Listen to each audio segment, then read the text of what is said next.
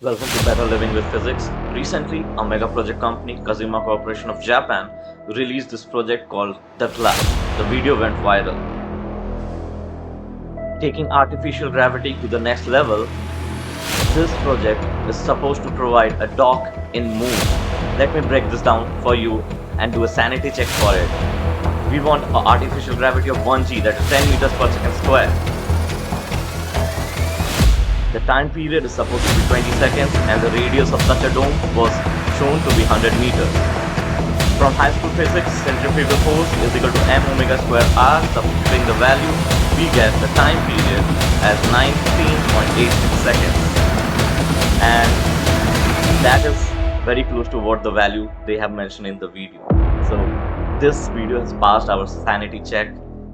Thank you for watching.